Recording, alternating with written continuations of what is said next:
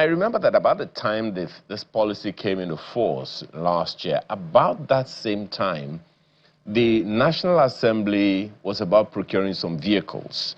And strangely, people were asking or wondering whether they were going to patronize Nigerian-made or assembled vehicles. Does this policy also compel the National Assembly to do the same? Yes.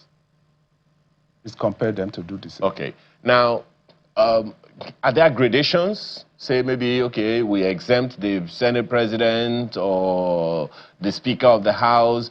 Are there gradations, or is a blanket thing? Everyone must patronize made in Nigeria or assembled in Nigeria vehicles? Yeah.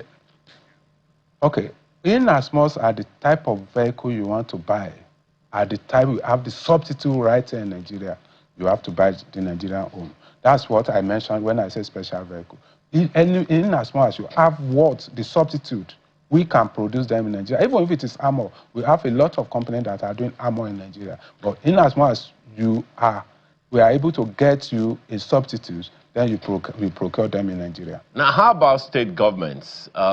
Suppose if, first of all, does this policy compel state governments as well? And if it does, what if there is a pushback from the states?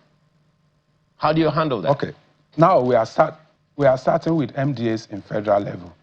And after this, after the implementation in federal level, we still have conversation engagement with all the subnationals. So, and that is, we are starting with MDAs national level. We go to subnational later.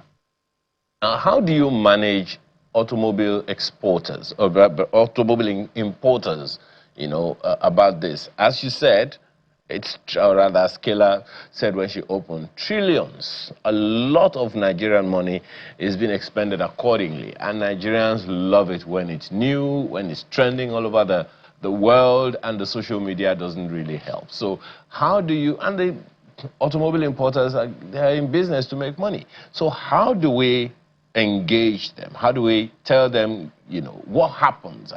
What's going to be the discouragement? I don't know if that's the right word. How do we engage automobile importers, right, to ensure that they also do the needful? Okay, so we said we are starting with the procurement made by NDAs.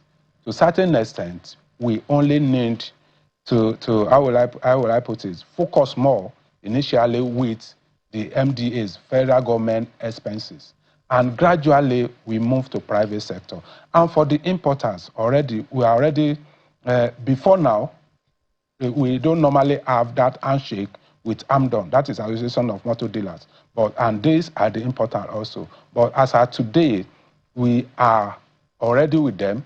We are regulating them. We are registering them so that we know the activities of all the motor dealers across the country. We have close to 50,000 of them, and we already have a platform where all of them can register at the comfort of their home. So with this, it is easier for us to know and have the details of every vehicle that are coming through the recognized dealers, and those ones that are coming in through unrecognized dealer. That's those that fail to register with us. And we are working on that also. We want to ensure that every dealer is registered and captured. So if you are going to bring in more than 2 or 3 vehicles in a year into country, you have to be a recognized dealer. If you are not a recognized dealer, then you go back and register with a recognized dealer. We get there. We have started it. We've started it toward the end of last year, and the implementation took effect first quarter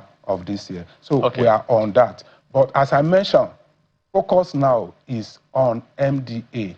And gradually, we will bring in individuals.